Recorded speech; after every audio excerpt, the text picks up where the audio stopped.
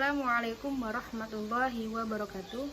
Perkenalkan, nama saya Isna Kufwa Awamira. Di sini saya akan mempresentasikan tugas ulangan tengah semester dengan prodi Ilmu Al-Quran dan Tafsir dengan mata kuliah Tafsir Tematis 2 dengan dosen pengampu Bapak Muhammad Nur Amin LC.MAG. Di sini saya memilih tema terkait dengan etika komunikasi massa di dalam Quran Surat Al-Hujurat ayat 6 dan At-Taubah ayat 47. Jadi, konsep tentang komunikasi ini tidak hanya berkaitan dengan masalah berbicara efektif, melainkan tentang etika berbicara. Selanjutnya yaitu bagaimana etika komunikasi massa di dalam Quran Surat Al-Hujurat ayat 6. Jadi, etika komunikasi massa menurut Quran Surat Al-Hujurat ayat 6 dijelaskan di dalam lafaz fatabayyanu. Kata perintah tersebut menuntut si komunikasi untuk berusaha dengan teliti dan sungguh-sungguh dalam mencari keterangan dan penjelasan atas informasi yang diterima. Jadi, menurut Imam At-Tabari menyatakan bahwa kata tabayun berarti seseorang harus berhati-hati di dalam mencari penjelasan sampai jelas betul kebenaran di dalam informasi tersebut dan jangan tergesa-gesa untuk menerimanya. Selanjutnya yaitu isi kandungan di dalam Quran Surat Al-Hujurat ayat 6. Surat ini menerangkan cara menyelesaikan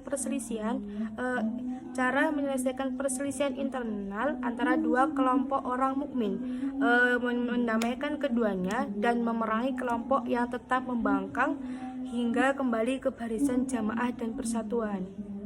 Dan juga ayat ini mengingatkan umat Islam untuk tidak mudah percaya pada berita atau kabar yang datang dari orang yang tidak terpercaya, karena hal tersebut dapat mengakibatkan fitnah dan kerugian bagi orang lain.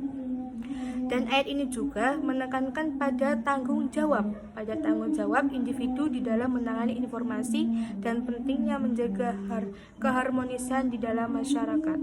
Selanjutnya yaitu bagaimana sih etika komunikasi massa di dalam Quran Surat At-Taubah ayat 47. Jadi, etika komunikasi massa di dalam Quran Surat At-Taubah ayat 47 yaitu digarisbawahi dengan lafaz wa fikum sama'una lahum. Di sini menurut Ibnu Asyur itu mengandung dua pengertian. Yang pertama yaitu bahwa di tengah-tengah kaum muslimin ini kemungkinan ada orang-orang yang begitu mudah percaya terhadap setiap informasi yang mereka terima tanpa harus mengonfirmasikan terlebih dahulu. Jadi di sini juga Al-Quran memperingatkan bahwa agar senantiasa harus waspada terhadap kemungkinan munculnya pemberitaan-pemberitaan yang tidak benar, yang secara sengaja dihembuskan oleh orang-orang yang berjiwa munafik atau disebut juga orang-orang yang tidak bertanggung jawab.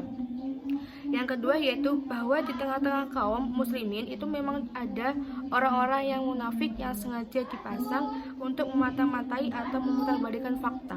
Selanjutnya yaitu isi kandungan di dalam Quran Surat At-Taubah ayat 47. Di dalam tafsir Al-Munir ayat ini dijelaskan bahwa orang-orang munafik itu memiliki niat yang buruk dan seringkali tidak setia kepada Allah dan Rasul-Nya.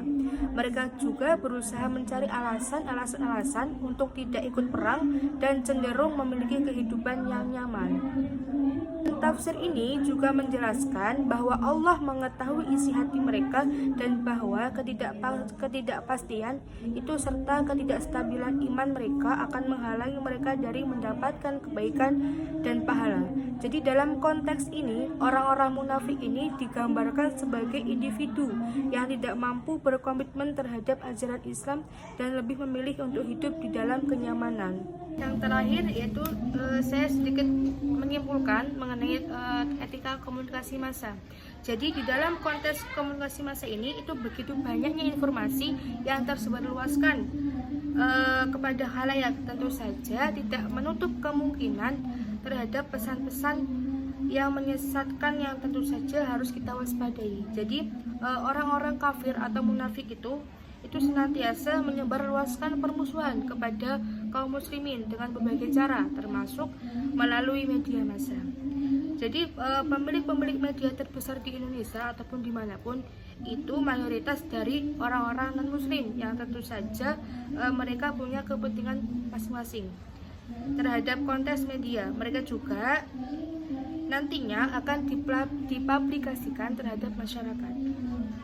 Dan cukup sekian yang dapat saya sampaikan. Kurang lebihnya saya mohon maaf dan terima kasih. Saya akhiri. Wassalamualaikum warahmatullahi wabarakatuh.